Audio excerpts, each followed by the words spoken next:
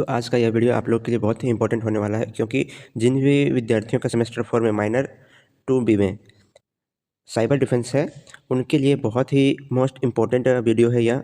क्योंकि देखिए, अभी तक हमने देखा ज़्यादातर यूट्यूब में कि बहुत से ऐसे हैं कि वहाँ पे कोई क्वेश्चन ही नहीं है, ठीक है। तो आप लोग इसको देखिए और अपने सिलेबस को कंप्लीट कीजिए। देखिए, पहला में दिया हुआ है कि साइबर स्पेस क्या है, इसकी परिभाषा लिखिए। तो हम समझते हैं कि साइबर स्पेस क्या है, बहुत ही सरल भाषा में। देखिए, सरल परिभाषा इसका क्या है कि साइबर स्पेस कोई भौतिक जगह नहीं है जिसे आप छू सके, जैसे कोई कमरा या शहर, बल्कि यह डिजिटल नेटवर्क का एक वैश्विक वातावरण है जो बहुत ही सारे कंप्यूटर, मोबाइल और सर्वर इंटरनेट के माध्यम से एक दूसरे से जुड़ते हैं। तो इसके बीच की जो सूचनाओं का आदान प्रदान होता है, उस अदृश्य क्षेत्र को ही साइबर स्पेस कहते हैं। आप नहीं समझे, कोई दिक्कत नहीं, आप सिर्फ वीडियो में बने रहिए, बाकी आपको समझाना हमारी काम है। यहाँ पे देखिए, दूसरा दिया हुआ तकनीकी आधार। तो यह क्या है? Technology contest. यह केवल इंटरनेट नहीं है, बल्कि इसमें निम्नलिखित चीज़ें शामिल होती है, जैसे हार्डवेयर, कंप्यूटर, केबल्स, राउटर्स और सैटेलाइट। सॉफ्टवेयर्स में वेबसाइट, ऐप्स और ऑपरेटिंग सिस्टम। और डाटा, वह जानकारी जो एक जगह से दूसरी जगह जा रही है। देखिए, सबसे पहली बात, साइबर साइबर स्पेस क्या होता है कि अगर आप मान लीजिए कि इंस्टाग्राम का भी यूज़ कर रहे हैं और उसमें आप एक फ़ोटो अपलोड करते हैं, ठीक है? तो वो आपका अपलोड कहाँ पे होता है? वो अपलोड आपका साइबर स्पेस पे हो रहा है। आपका फ़ोन पे कहीं कुछ अगर आप इंटरनेट नहीं यूज़ करते हो और उसको देखना चाहते हो तो नहीं देख पाओगे, क्योंकि वह आपका क्लाउड में स्टोर हुआ है, आपका साइबर स्पेस पे जा चुका है। आप चाहे तो दूसरे फ़ोन से भी उसको देख सकते हो। देखिए, 4th नंबर में दिया हुआ है उदाहरण क्या है कि इससे बेहतर ढंग से समझने के लिए इन उदाहरणों को देखें कि सोशल मीडिया, जब तुम फेसबुक या इंस्टाग्राम पर फ़ोटो अपलोड करते हो तो वह फ़ोटो किसी फिज़िकल एल्बम में नहीं, बल्कि साइबर स्पेस में मौजूद होती है। दूसरा है क्लाउड स्टोरेज। गूगल ड्राइव या आई क्लाउड पर सेव की गई फाइलें साइबर स्पेस की हिस्सा है। जैसे कि देखिए, एक गूगल फ़ोटो आता है आप लोग के फ़ोन में, ठीक है? तो उस पे अगर क्लाउड करके आप लोग अपलोड करते हो, तो आप लोग देखोगे कि मेरे फ़ोन का स्टोरेज में वो अपलोड नहीं हुआ है, वह जो है क्लाउड स्टोरेज में अपलोड हुआ है। आप चाहो तो दूसरे फ़ोन में भी लॉगिन करके उस इमेज को देख सकते हो जो आप पहले वाले फ़ोन में रखे थे। यहाँ पे है तीसरा में ऑनलाइन गेमिंग। जब तुम दुनिया के किसी दूसरे कोने में बैठे व्यक्ति के साथ पबजी या चेस खेलते हो, तो तुम्हें दोनों एक ही साइबर स्पेस में मौजूद होते हैं, ठीक है। बैंकिंग क्या है कि बैंक के सर्वर में जमा तुम्हारे डिजिटल पैसे साइबर स्पेस के माध्यम से ही ट्रांसफ़र होता है। देखिए, नेक्स्ट क्वेश्चन हमारा है साइबर सुरक्षा का महत्व, लक्ष्य, हमले और चुनौतियों का वर्णन करें। तो इसका आंसर क्या है कि साइबर सुरक्षा का महत्व देखेंगे पहले। आज का डिजिटल युग में हमारी लगभग पूरी जानकारी, पूरी ज़िंदगी, बैंक डिटेल्स से चक्कर निजी यादों तक इंटरनेट पर है। साइबर सुरक्षा इसलिए महत्वपूर्ण है क्योंकि डेटा की सुरक्षा, यह हमारे व्यक्तिगत और संवेदनशील डेटा को चोरी होने से बचाती है। आर्थिक सुरक्षा, ऑनलाइन फ्रॉड और बैंकिंग चोरी को रोकने के लिए यह अनिवार्य होता है। राष्ट्रीय सुरक्षा, देश के गोपनीय दस्तावेज और पावर ग्रिड जैसे सिस्टम को हैकर से बचाने के लिए। दिया हुआ है निजता, प्राइवेसी, हमारी निजी बातचीत को, जानकारी को गुप्त रखने के लिए। देखिए, हम लोग देखते हैं साइबर स्पेस का लक्ष्य। तो साइबर स्पेस का लक्ष्य जो है कि क्या बताता है। शिक्षक होने के नाते मैं तुम्हें एक गोल्डन रूप बताता हूँ जिससे CIA ट्रेड कहते हैं। साइबर सुरक्षा का यह 3 मुख्य लक्ष्य होता है, कॉन्फिडेंशियलिटी, इंटीग्रिटी और अवेलेबिलिटी, जो तीनों का अलग अलग मुख्य रूप होता है। जैसे कि होता है गोपनीयता, जानकारी केवल उन्हीं को दिखे जिन्हें अनुमति हो, जैसे कि आपका पासवर्ड सिर्फ आपको पता हो। अगर किसी और को पता होगा तो आपको, आपके डेटा को वह अपने पे कर सकता है, क्रैश कर सकता है आपके डेटा को, ठीक है। अगर मान लीजिए कि आप फ़ोन पे यूज़ करते हैं, उनका पासवर्ड अगर किसी दूसरे को पता है तो क्या पता वो आपका पैसे पे धोखाधड़ी कर सकता है। तो देखिए, सेकंड में है इंटीग्रिटी, अखंडता, जानकारी के साथ छेड़छाड़ ना हो सके, जैसा डेटा भेजा जाए वैसा ही पहुँचे, ठीक है। मतलब कि आप अगर जैसे कि देखिए, आप अगर अपने भाई को 500 रुपये मांग रहे हो, ठीक है।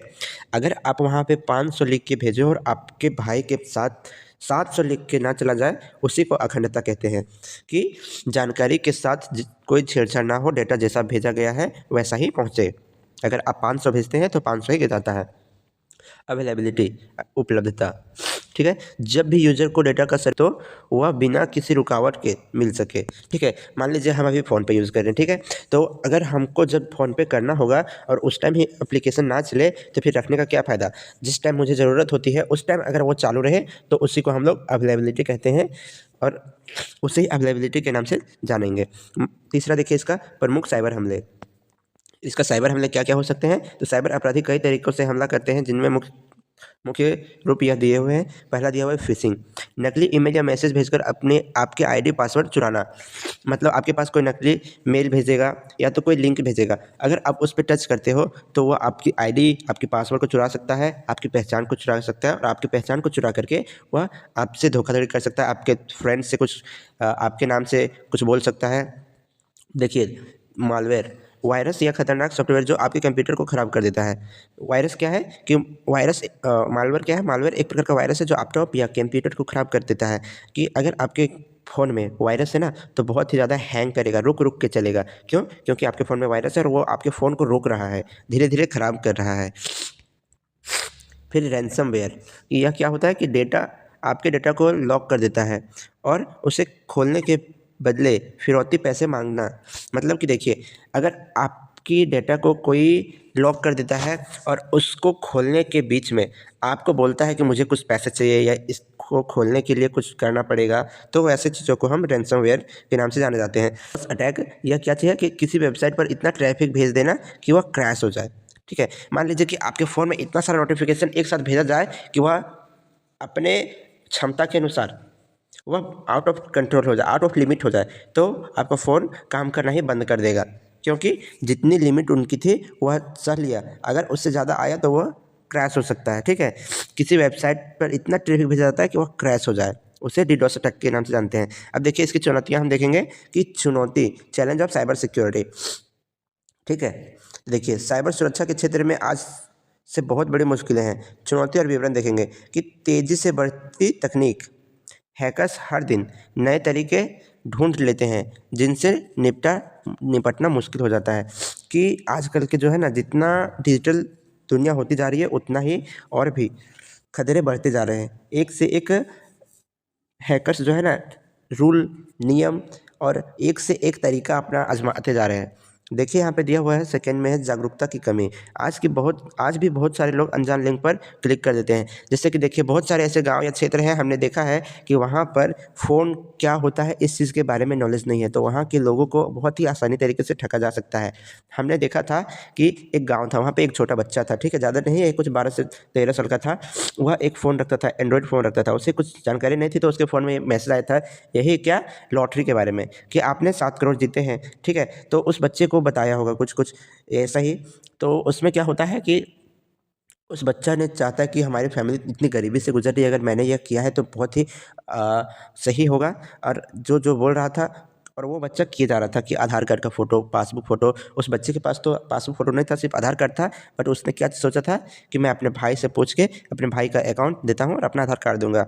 तो उसका भाई को पता चल जाता है। बाद में उसका भाई उससे समझाता है कि बाबू ये सब चीज़ें बहुत ही गलत होता है और आप बहुत ही परेशानी या उलझन में पड़ सकते हो अगर ये सब चीज़ें करते हो। आपको अगर बिना मेहनत के पैसे मिल रहे हैं तो इसके पीछे समझिएगा कि कुछ ना कुछ ज़रूर उसको भी चाहिए होगा, अन्यथा आपको बिना कोई अपनी बिना कोई अपनी हेल्प के दूसरे को कभी हेल्प नहीं करता है। देखेंगे रिमोट वर्किंग, घर से काम करने के लिए ऑफिस का सुरक्षित नेटवर्क नहीं मिल पाता, ठीक है। कि हैकर्स जो है ना, आधा नेटवर्क चुरा लेते हैं। आप जब जो काम करना चाहोगे वह काम सही तरीके से नहीं हो पाएगा। मान लीजिए आपका फ़ोन वो लोग हैक कर सकते हैं, तो क्या नेटवर्क को नहीं? ज़रूर। देखिए यहाँ पे क्या दिया हुआ है, एआई का दुरुपयोग। अब हैकर्स आर्टिफिशियल इंटेलिजेंस का इस्तेमाल करके और भी सटीक हमले कर रहे हैं। देखिए एआई तो बहुत ही जानलेवा हो गया है लोगों के लिए। आज के दुनिया में हैकर्स क्या कर रहे हैं कि एआई के मामले से कोई भी अनजान लड़की का फ़ोटो जो है उसको वीडियो में बदल के, गंदे वीडियो में बदल के उस पे भेजता है कि आप अगर मेरी बातों को ना सुनिएगा तो यह वीडियो जो है मैं आपके घर तक, आपके फैमिली तक या तो फिर सोशल मीडिया में अपलोड कर दूंगा, जिससे कि आपकी इज्जत चली जाएगी, ठीक है, और आपको जान भी देनी पड़ सकती है। और बहुत सारे ऐसे हुए हैं कि एक वीडियो के चलते अपनी पूरी जान गंवा बैठे हैं। तो आप अपने फ़ोटो को कहीं भी ना भेजेंगे, सही तरीके से अपना रहेंगे, ठीक है।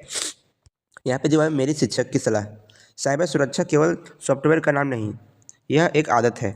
हमेशा टू फैक्टर ऑथराइजेशन 2FA चालू रखें और किसी भी अनजान लिंक पर क्लिक करने से पहले 2 बार सोचें। मतलब कि देखिए, अगर आप व्हाट्सअप यूज़ करते होंगे या जीमेल यूज़ करते होंगे, यह तो सारे कोई यूज़ कर रहे हैं, बस हाँ कि उसमें 2 स्टेप वेरिफिकेशन आता है, ठीक है। उसको आप हमेशा ऑन करके रखिए ताकि आपका अगर डेटा कोई चोरी करना चाहता हो तो आपके पास सबसे पहले नोटिफिकेशन आए। कुछ भी हो तो एक OTP आता है आपके पास, ठीक है। इसलिए आप लोग 2 स्टेप वेरिफिकेशन ऑन करके रखिए ताकि आप लोग का डाटा कोई भी कुछ ना कर सके। मेरा है क्या, नेटवर्क से जुड़ी शब्दावली। यह क्या है कि बुनियादी नेटवर्क को सबसे पहले हम लोग देखेंगे कि नेटवर्क से जुड़ी शब्दावली में क्या है। बुनियादी नेटवर्क, नोड। नोड क्या है, नेटवर्क से जुड़ा कोई भी उपकरण जैसे कंप्यूटर, लैपटॉप, प्रिंटर या मोबाइल, उसे ही नोड कहते हैं। सर्वर क्या है, सर्वर एक शक्तिशाली कंप्यूटर है जो नेटवर्क के अन्य कंप्यूटर को डेटा और सेवा प्रदान करता है, उसे सर्वर कहते हैं। क्लाइंट। क्लाइंट क्या है, वह कंप्यूटर जो सर्वर से सेवाओं का अनुरोध करता है, जैसे आपका मोबाइल जब आप गूगल पर कुछ सर्च कर रहे होते हैं उसे कहते हैं, ठीक है। IP address. आईपी एड्रेस क्या होता है, इंटरनेट पर हर डिवाइस पर एक खास पता होता है, जैसे आपके घर का पता, जिससे उससे पहचाना जा सके कि वह कहाँ है और कौन है। आईपी एड्रेस, ठीक है। ट्रांसफ़र, यह सेकेंड में दिया हुआ है। डेटा ट्रांसफ़र से जुड़े शब्द की बैंडविड्थ क्या है, एक निश्चित समय में नेटवर्क के माध्यम से कितना डेटा भेजा जा सकता है। इसे सड़क की चौड़ी की तरह समझो, जितनी चौड़ी सड़क उतना ज़्यादा ट्रैफिक, ठीक है। प्रोटोकॉल। प्रोटोकॉल क्या होता है, प्रोटोकॉल में नियम होता है, कुछ भी नियमों का पालन करना, नियमों का समूह जो यह तय करता है कि डेटा एक डिवाइस से दूसरे डिवाइस में कैसे जाएगा, जैसे कि HTTP, FTP, TCP या फिर IP। नेक्स्ट देखेंगे पैकेट। पैकेट क्या है, जब हम कोई बड़ी फाइल भेजते हैं तो वह छोटे छोटे टुकड़ों में बांट जाती है और उसे ही पैकेट कहा जाता है। तीसरा में देखेंगे नेटवर्किंग उपकरण, कि नेटवर्किंग उपकरण क्या है। पहला में है राउटर, कि वह डिवाइस जो अलग अलग नेटवर्कों को जोड़ता है और डेटा को सबसे छोटे रास्ते से मंजिल तक पहुंचाता है, उसे राउटर कहा जाता है। जैसे कि वाईफाई हो गया, ठीक है। वाईफाई हम लोग कनेक्ट करते हैं तो कई सारे डिवाइस को कनेक्ट कर सकते हैं, ठीक है। और वह एक छोटा सा होने के नाते आप उसके ज़रिए बहुत से बड़े काम कर जाओगे। दूसरा में स्विच, एक ही नेटवर्क के भीतर अलग अलग डिवाइस को जोड़ने का उपकरण होता है, स्विच। गेटवे, गेटवे दो अलग अलग तरह के प्रोटोकॉल वाले नेटवर्क को जोड़ने वाला प्रवेश द्वार है। मॉडेम, मॉडेम क्या है, यह डिजिटल सिग्नल को एनालॉग और एनालॉग डिजिटल में बदलता है ताकि इंटरनेट चल सके। नेटवर्क के कुल 4 प्रकार होते हैं, ठीक है। देखिए यहाँ पे तो 3 ही लिखा हुआ है लेकिन 4 होता है। पहला में क्या चीज़ दिया हुआ है, LAN, लैन, ठीक है। इसका मतलब क्या होता है कि लोकल एरिया नेटवर्क, एक छोटे क्षेत्र में होता है, जैसे घर या ऑफिस के लिए यूज़ किया जाता है लैन का, ठीक है। और वैन का क्या होता है, VAN, तो वाइड एरिया नेटवर्क, बड़े क्षेत्र में, पूरा देश में यूज़ किया जाता है इसको, ठीक है। देखिए यहाँ पे बताया हुआ है ना, वैन कि वाइड एरिया नेटवर्क, बड़े क्षेत्र, जैसे पूरा देश या दुनिया इंटरनेट के लिए वाइड एरिया नेटवर्क, मतलब जितनी भी दुनिया में जितना भी है सब वाइड एरिया का network, wide area network use करते हैं। अगर हम किसी को फ़ोन कॉल करते हैं, सिम में जो डाटा हमारा रहता है, सिम में जो नेटवर्क आ रहा होता है वो वाइड एरिया नेटवर्क होता है। देखिए तीसरा में है VPN, वर्चुअल प्राइवेट नेटवर्क, कि आरक्षित नेटवर्क पर सुरक्षित और निजी कनेक्शन बनाने के लिए। यह जो है आपका डाटा सुरक्षित रखता है और सही तरीके से, अगर आप कहीं वाईफाई लिए हो तो हमेशा VPN को चालू रखना होता है। आप VPN को चालू रखते हो तो आपका कोई भी डाटा चोरी नहीं कर सकता है वाईफाई के ज़रिए से। पांचवा हम लोग देखेंगे कि वेब और सुरक्षा शब्दावली क्या है। वेब सुरक्षा शब्दावली क्या होता है, तो देखिए फायरवॉल, यह एक सुरक्षा कवच है जो अधिकृत एक्सेस को नेटवर्क में आने से रोकता है। मतलब कोई भी बिना जानकारी का अगर लिंक आएगा तो वह आपके तक आने से रोक सकता है, वो आने ही नहीं देगा, वो बीच रास्ते में ही रोक लेगा। देखिए DNS क्या है, डोमेन्स नेम सिस्टम, यह वेबसाइट के नाम जैसे HTTP यहाँ पे कुछ इस प्रकार से दिया हुआ है तो इसको हम उसके IP एड्रेस बदलता है। यह इंटरनेट की फैनबुक है, ठीक है। यह जो है एक IP एड्रेस में बदल देता है कि आपको बता देगा कि वह कहाँ से यूज़ हो रहा है और किसने यूज़ कर रहा है। नीचे देखते हैं URL क्या है, किसी वेबसाइट का पूरा एड्रेस, जैसे कि HTTPS www.example.com, ठीक है। ये एक URL है, ठीक है। URL मीन्स लिंक होता है, ठीक है। एक टेक्स्ट फॉर्मेट में होता है, और अगर आप उस पर क्लिक करते हो तो वहाँ से आप वेबसाइट में जा सकते हो, उसे यूआरएल कहते हैं। इन शब्दों को रटने की ज़रूरत नहीं, बस इतना समझिए कि आईपी एड्रेस आपकी पहचान है, प्रोटोकॉल नियम है, और राउटर या डाकिया है जो तुम्हारी जानकारी सही जगह, सही समय पे और सही लोग तक पहुंचाता है। नेक्स्ट क्वेश्चन है आप लोग का कि ऑपरेटिंग सिस्टम क्या है, इसके प्रमुख लक्षण, प्रकार, कार्य क्षमता और सुरक्षा का वर्णन करेंगे। ठीक है, तो ऑपरेटिंग सिस्टम पहला हम देखेंगे। ऑपरेटिंग सिस्टम क्या है, इसका परिभाषा। ऑपरेटिंग सिस्टम एक सिस्टम सॉफ्टवेयर है जो यूजर, आप और कंप्यूटर हार्डवेयर के बीच एक इंटरनेट या पुल का काम करता है। यह कंप्यूटर के सभी प्रोग्राम को, हार्डवेयर जैसे कीबोर्ड, माउस, मेमोरी को नियंत्रित करता है, उसे ही ऑपरेटिंग सिस्टम कहा जाता है। जैसे में Windows, Android, iOS, Linux and Mac OS. इसका प्रमुख लक्षण देखेंगे हम लोग कि यूज़र इंटरफेस, यह हमें कंप्यूटर से बात करने का जरिया देता है, जैसे बटन, आइकन या कमांड। रिसोर्स मैनेजमेंट, यह क्या है कि यह तय करता है कि कौन सा काम पहले होगा और कितना मेमोरी इस्तेमाल होगा। कि अगर आप कुछ कर रहे होते हैं तो पता चल जाता है कि आपका काम कौन सा पहले होने वाला है, और अगर वो काम हो रहा है तो उसमें कितना मेमोरी यूज़ होगा, कितना डेटा यूज़ होगा। एरर डिटेक्शन, कि सिस्टम में होने वाली गलतियों को पहचानना और यूज़र को बताना। एरर डिटेक्शन यह होता है कि अगर आप कुछ काम कर रहे होते हो, अगर कुछ गड़बड़ी होती है तो आपको फटाक से इंडिकेट कर देगा कि यहाँ पे कुछ मिस्टेक हो रहा है, इसे तुरंत सुधार लीजिए। नेक्स्ट में दिया हुआ है कॉन्करेंसी, एक साथ कई काम, मल्टीटास्किंग करने की क्षमता। एक साथ कई काम यानी कि मल्टीटास्किंग करने की क्षमता। अगर आप एक साथ बहुत सारे काम कर रहे हो तो जैसे कि देखिए अभी आपने व्हाट्सएप खोला है, व्हाट्सएप के साथ अगर आप यूट्यूब भी खोले होंगे, यूट्यूब के साथ अगर आप कैलकुलेशन भी खोले होंगे तो उसे ही मल्टीटास्किंग कहते हैं। देखेंगे तीसरा में ऑपरेटिंग सिस्टम का प्रकार, इसका कई प्रकार होता है। ठीक है, तो पहला में दिया हुआ है बैच ओएस। इसका क्या विवरण होता है कि समान कार्य को एक साथ बैच बनाकर प्रोसेस करता है, और इसका उदाहरण क्या है, पैरोल सिस्टम। पैरोल सिस्टम में समान कार्य को एक साथ एक बैच बनाकर करना होता है। और टाइम शेयरिंग ओएस, यह हर यूज़र टास्क को एक निश्चित समय दिया जाता है, जो कि इतने समय में ही आपको वो काम करना होगा, अन्यथा वह आपसे चला जाएगा। जैसे कि आपने ऑनलाइन एग्जाम दिया होगा कि ऑब्जेक्टिव क्वेश्चन रहता है कि आपने 10 सेकंड में एक क्वेश्चन को करना होता है, अगर आप वो चीज़ को कंप्लीट नहीं करते हो तो नेक्स्ट क्वेश्चन पे चला जाता है, आप उसे पीछे भी नहीं कर सकते हो। जैसे मैं यहाँ पे उदाहरण में दिया हुआ है कि आधुनिक विंडो या फिर मैक। रियल टाइम ओएस मतलब कि आरटीओएस, जहाँ समय की पाबंदी बहुत सख्त होती है, जैसे कि rocket launch, air traffic controls. देखिए यहाँ पे टाइम जो है ना बहुत ही इंपॉर्टेंस माना जाता है, क्योंकि जब आप रॉकेट लॉन्च कर रहे होते हैं ना, हर एक वो सेकंड आपके लिए बहुत ही इंपॉर्टेंस होता है। क्योंकि अगर आप एक सेकंड भी लेट करते हो ना तो आपको बहुत सारे नुकसान, बहुत सारे परेशानी झेल सकते हैं, और आपका प्रोग्राम जो है फाइल भी हो सकता है। इसलिए इसमें एक एक सेकंड का ध्यान दिया जाता है। दिया हुआ है डिस्ट्रीब्यूटेड ओएस, कि अलग अलग स्थानों पर स्थित कंप्यूटर को एक साथ जोड़ता है। किसके जरिए जोड़ता है, नेटवर्क आधारित सिस्टम के जरिए।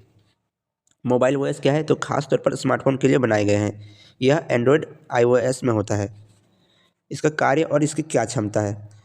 ठीक है, तो देखते पहला में है प्रोसेसर और मैनेजमेंट। यह तय करता है कि सीपीयू किसी प्रोग्राम को कितनी देर के लिए प्रोसेस करता है, इसे शेड्यूलिंग कहते हैं।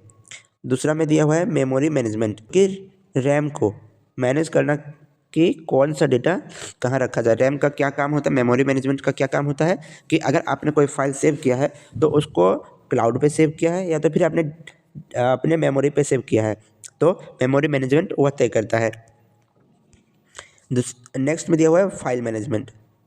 फाइल मैनेजमेंट क्या है, तो फाइल को फोल्डर में व्यवस्थित करना, उन्हें डिलीट या कॉपी करना। फाइल मैनेजमेंट क्या है, देखिए कि अगर आपने कोई फाइल को सेव किया है तो कौन से फाइल में सेव किया है, कौन सा नाम लिख के सेव किया है, तो उसका डुप्लीकेट भी हो रहा है या तो फिर उसका कोई और एक्स्ट्रा सेव कर रहे हो तो उसको मैनेज करना फाइल मैनेजमेंट कहलाता है। डिवाइस मैनेजमेंट, डिवाइस मैनेजमेंट क्या है कि प्रिंटर, माउस, कीबोर्ड जैसा बाहरी उपकरणों को चलाना ड्राइवर के माध्यम से, इसे डिवाइस मैनेजमेंट कहते हैं। जैसे कि आप एक कंप्यूटर को चला रहे हैं, ठीक है, तो किस प्रकार से आप उसका यूज़ कर रहे हैं उसे ही डिवाइस मैनेजमेंट कहते हैं। तो पांचवा में दिया हुआ है ऑपरेटिंग सिस्टम की सुरक्षा। कैसे हो सकती है कि ऑपरेटिंग सिस्टम हमारे डेटा को सुरक्षित रखने के लिए कई तरीके अपनाना होता है। पहला में जैसे कि यहाँ पे दिया हुआ प्रमाणीकरण, ऑथेंटिकेशन, यूज़र की पहचान के लिए पासवर्ड, पिन, बायोमेट्रिक, फिंगर का उपयोग करना। नेक्स्ट में है एक्सेस कंट्रोल, कि यह तय करना कि कौन सा यूज़र कौन सी फाइल देख सकता है या बदल सकता है। नेक्स्ट में है फायरवॉल, कि बाहरी नेटवर्क से होने वाले खतरों को रोकना। फिर है बैकअप और रिकवरी, कि सिस्टम क्रैश होने पर डेटा को वापस पाने की सुविधा देना, इसे ही बैकअप रिकवरी कहा जाता है। देखिए यहाँ पे दोस्त वाली ट्रिक क्या है कि अगर अभी तुमसे कोई पूछे कि सबसे लोकप्रिय ऑपरेटिंग सिस्टम कौन सा है, तो कंप्यूटर के लिए विंडोज़ और मोबाइल के लिए एंड्रॉयड का नाम लीजिएगा, एंड्रॉयड। ठीक है। नेक्स्ट क्वेश्चन हम लोग का है कि सिस्टम कॉन्फ़िगरेशन क्या है और इसका क्या महत्व है। ठीक है, तो सबसे पहले हम सिस्टम कॉन्फ़िगरेशन को देखेंगे, फिर उसका महत्व को देखेंगे। ठीक है, अगर इसे आसान भाषा में कहें तो कोई कंप्यूटर या मोबाइल की कुंडली या उसकी शारीरिक और मानसिक क्षमता का विवरण ही सिस्टम कॉन्फ़िगरेशन कहलाता है। ठीक है, अगर नहीं समझ में आता है तो आप वीडियो में बने रहिए। देखिए यहाँ पे दिया हुआ हम बताते हैं कि सिस्टम किन किन चीज़ों के से मिलकर बना है। इसमें दो मुख्य बातें शामिल होती है, पहला एक हार्डवेयर, दूसरा सॉफ्टवेयर। ठीक है, तो हार्डवेयर क्या है कि भौतिक हिस्से जैसे सीपीयू, दिमाग, रैम, याददाश्त और हार्ड डिस्क, यह जो है हार्डवेयर कहलाता है। और सॉफ्टवेयर क्या है, सिस्टम चलाने वाले को प्रोग्राम जैसे ऑपरेटिंग सिस्टम, विंडोज़, एंड्रॉयड और अन्य सेटिंग्स, यह जो है सॉफ्टवेयर कहलाते हैं। जैसे में देखेंगे हम लोग उदाहरण में यहाँ पे कि जैसे एक कार कॉन्फ़िगरेशन होता है। ठीक है, कार का कॉन्फ़िगरेशन होता है तो उसका इंजन कितने सीसी का है, उसमें कितने गियर हैं और उनकी टॉप स्पीड क्या है। ठीक वैसे ही कंप्यूटर का कॉन्फ़िगरेशन होता है कि सिस्टम कॉन्फ़िगरेशन का महत्व क्या है, इसमें जानना आपके लिए 4 कारणों की बहुत ज़रूरी है। जैसे पहला बताया हुआ है कि सॉफ्टवेयर की क्षमता जाँचना। ठीक है, जब तुम कोई नया गेम या भारी सॉफ्टवेयर जैसे कोडिंग ऐप या वीडियो एडिटिंग इंस्टॉल करते हो तो पहले पहले पूछता है कि क्या आपके पास 8 जीबी रैम है। यदि तुम्हें कॉन्फ़िगरेशन पता है तो तुम अपना समय और पैसा बर्बाद होने से बचा सकते हो। मतलब कि अगर आप जब कुछ वीडियो गेम या तो वीडियो एडिट करने का एप्लीकेशन खरीदोगे और आपके फ़ोन में कुछ 6 जीबी का स्टोरेज होगा। ठीक है, और 6 जीबी छोड़िए कि रैम है, आप लोग के पास 6 जीबी रैम है। ठीक है, स्टोरेज नहीं, और आपके वीडियो की कुल रैम का जो है वो खर्च 8 जीबी तक हो रहा है, और अगर आप लोग उस एप्लीकेशन को खरीद लेते हो तो आप लोग फंस जाओगे, क्योंकि आपके फ़ोन में 6 जीबी रैम तक ही सपोर्ट है और आपका एप्लीकेशन जो है 8 जीबी तक का है। तो यह फंस जाओगे, आप ना इसे यूज़ कर पाओगे और ना ही और कुछ कर पाओगे। अगर आपने एक बार खरीद लिया तो यह दोबारा कुछ भी नहीं कर सकते हो जब तक कि आपके फ़ोन में 8 जीबी रैम ना आ जाए। तो सेकंड में है सही खरीदारी का फैसला, कि हमें खरीदते वक्त ध्यान रखना चाहिए किन किन चीज़ों का। तो देखिए, दुकानदार अक्सर हमें अपनी बातों में उलझा देता है। अगर तुम्हें कॉन्फ़िगरेशन की समझ है तो तुम खुद तय कर सकते हो कि तुम्हें i3 प्रोसेसर चाहिए या i5 या डी HDD लेनी चाहिए। ठीक है, अगर आपको जानकारी हो तभी आप लैपटॉप कंप्यूटर खरीदें, अन्यथा आपको वह उलझनों में डाल सकता है। तीसरा में है कंप्यूटर की स्पीड बढ़ाना, परफॉर्मेंस सही हो कि आप सही तरीके से अपना काम कर सको। दिया हुआ है कि अगर तुम्हारा सिस्टम धीमा चल रहा हो तो कॉन्फ़िगरेशन देखकर तुम समझ सकते हो कि कमी कहाँ है। क्या रैम पर कम पड़ रही है या प्रोसेसर पुराना हो गया है। कि जैसे कि देखिए, अगर आपका फ़ोन हैंग हो रहा है, ठीक है, अगर वो 464 का है तो देखिए, अगर आपका डेटा जो है 64 का 64 जीबी मेमोरी फुल हो जाता है तो आपका फ़ोन हैंग होने लगता है, बहुत ही स्लो चलने लगता है। तो उसमें आपको कमी क्या नज़र आती है कि इसमें जो है चिपसेट बहुत कम दिया हुआ है, इसकी जो है स्टोरेज स्पेस बढ़ानी होगी, अन्यथा यह फ़ोन जो है क्रैश हो सकता है। आप इसे सही तरीके से यूज़ नहीं कर पाओगे। फिर चौथा में दिया हुआ है भविष्य में सुधार। अगर तुम्हें पता है कि तुम्हारे सिस्टम में एक खाली स्टॉल है तो तुम भविष्य में अपने रैम को 4 जीबी से 16 जीबी कर सकते हो। यह जानकारी तुम्हें कॉन्फ़िगरेशन से ही होती है। कि जैसे कि देखिए, अभी का फ़ोन क्या आ रहा है कि 4 जीबी प्लस 4 जीबी स्टोरेज, मतलब कि 4 जीबी आपको दे रहा है, और अगर आप बाहर से लगवाना चाहते हैं तो एक्स्ट्रा 4 जीबी लगवा सकते हैं, जिससे आपका फ़ोन जो है अगर भर जाए तो स्लो काम कर रहा होगा, किंतु अगर आप उस चीज़ को करवाते हैं तो सही से काम करने लगेगा। तो यहाँ पे कुछ टेबल टाइप दिया हुआ सिस्टम कॉन्फ़िगरेशन के मुख्य बिंदु हैं। ठीक है, पहला बिंदु क्या है कि क्या बताता है और उदाहरण इसका है। ठीक है, प्रोसेसर कि काम करने की रफ्तार को बताता है। इसमें जैसे कि मैं इंटेल कोर i7 या 35GHz। मेमोरी रैम कि एक साथ कितने काम होंगे, 8 जीबी या तो DDR4। स्टोरेज क्या बताता है कि कितनी फाइलें रखी जा सकती है, जिसमें 512 जीबी स्टोरेज है। ओ OS यानी ऑपरेटिंग सिस्टम कि चलाने का तरीका, किसमें? विंडो 11 या तो फिर होम में। ठीक है, हमें याद रखना है कि महंगा सिस्टम हमेशा अच्छा नहीं होता, बल्कि सही कॉन्फ़िगरेशन वाला सिस्टम ही बेस्ट होता है। अगर तुम्हें केवल पढ़ाई और इंटरनेट चलाना हो तो तुम्हें महंगे गेमिंग लैपटॉप की ज़रूरत नहीं। आप कोई भी सभी मीडियम टाइप का लैपटॉप लेके आप अपनी पढ़ाई कर सकते हो। ठीक है, आपको उतने पैसे बर्बाद नहीं करने हैं। नेक्स्ट क्वेश्चन है आपका, कंप्यूटर नेटवर्क क्या होता है? इसका महत्व, विभिन्न प्रकार, प्रमुख घटक और इसका वर्णन कीजिए। ठीक है, तो कंप्यूटर नेटवर्क क्या है कि परिभाषा इसका देखेंगे। जब दो या दो से अधिक स्वतंत्र कंप्यूटर को किसी माध्यम या तार से के जरिए आपस में जोड़ा जाता है ताकि वह जानकारी, फाइल्स और साधनों का आपस में साझा कर सके, और उसे कंप्यूटर नेटवर्क कहते हैं। दूसरा में कंप्यूटर नेटवर्क का महत्व, इसका क्या महत्व है कि संसाधनों की जिम्मेदारी एक ही प्रिंटर या स्कैनर को पूरे नेटवर्क के लोग इस्तेमाल कर सकते हैं, जिससे पैसा बचता है। डेटा शेयरिंग की पेन ड्राइव की ज़रूरत नहीं होती, इसमें फाइल को पलक झपकते ही एक सिस्टम से दूसरे सिस्टम में भेजा जा सकता है। विश्वसनीयता क्या है कि यदि आप कंप्यूटर ख़राब हो जाए तो फाइल की दूसरी कॉपी दूसरे कंप्यूटर में प्राप्त कर की जा सकती है। इसे विश्वसनीयता कहते हैं। तेज संचार, ईमेल, वीडियो कॉन्फ़िगरेशन और चैटिंग नेटवर्क की वजह से ही संभव है। तेज़ संचार यानी कि अगर आप व्हाट्सएप यूज़ कर रहे हो तो उसको आप तेज़ संचार या वीडियो संचार के नाम से जानोगे, और कुछ भी जानकारी यहाँ पे है तो उसके माध्यम से आप तुरंत वहाँ पे उस जानकारी को पहुँचा सकते हो बिना प्लग झपकाए। कि स्टोरेज इसका क्या है? नेटवर्क के जरिए हम अपना डेटा किसी दूर स्थित सर्वर पर रख सकते हैं, वह गूगल ड्राइव कहलाता है, क्लाउड स्टोरेज। तीसरा में नेटवर्क के विभिन्न प्रकार कि नेटवर्क को उनके भौगोलिक क्षेत्र, एरिया के आधार पर मुख्यतः 4 भाग में बांटा गया है, जो कुछ इस प्रकार से है। पहला है PAN, जिसको पर्सनल एरिया नेटवर्क कहते हैं, और यह जो 1 से 10 मीटर तक होता है, यानी कि इसको हम ब्लूटूथ वाईफाई कह सकते हैं। और लैन, सेकेंड में है लैन, जिसे हम लोकल एरिया नेटवर्क कहते हैं, और यह जो 100 मीटर से 1 किलोमीटर हो सकता है। ठीक है, जिसको हम राउटर कहते हैं, जो राउटर के नाम से जाना जाता है। और तीसरा में है WAN, वाइड एरिया नेटवर्क। यह जो है पूरी दुनिया में काम करता है, पूरे विश्व में काम करता है, कहीं भी नेटवर्क आपका काम कर सकता है। और चौथा में है मैन, जो कि मेट्रोपॉलिटन एरिया नेटवर्क होता है।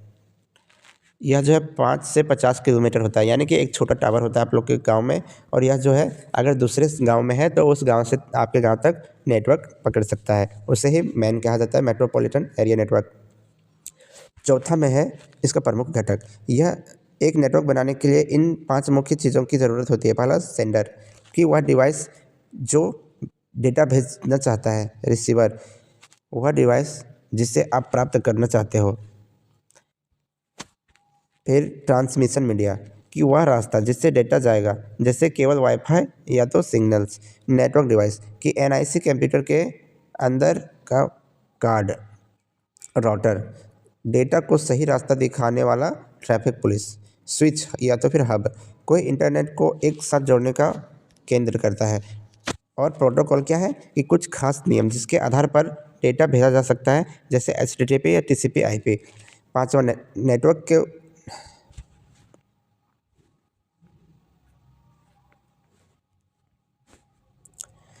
पाँचवा में है नेटवर्क को बिछाने के तरीके। तो अपने माध्यम से हम बता रहे हैं कि तुम्हें यदि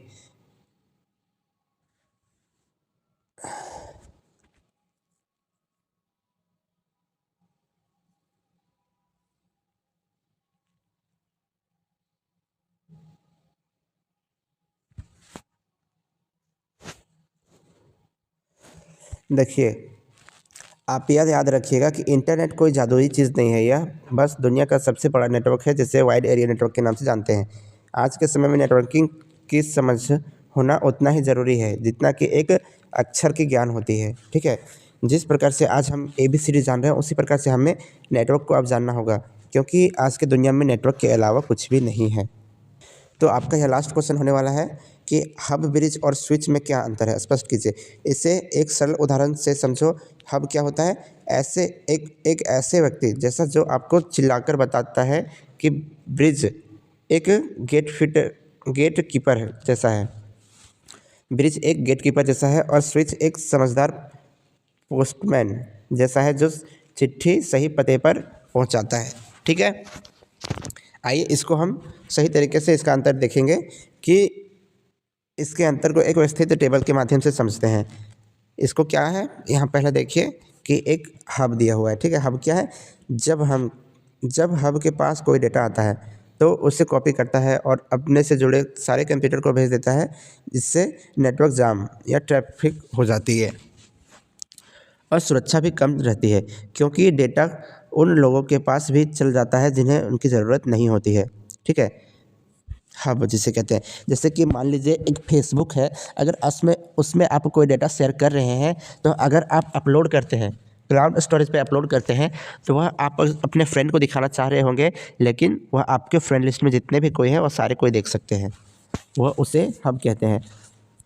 सेकंड में है ब्रिज, कि ब्रिज का मुख्य काम एक बड़े नेटवर्क को जो दो छोटे हिस्सों में बांटना होता है। यह देखता है कि अगर कोई कंप्यूटर ए और कंप्यूटर बी को मैसेज भेज रहा है और दोनों एक ही तरफ है, तो यह वह मैसेज को दूसरी तरफ जाने से रोक देता है। इससे ट्रैफिक कम होता है।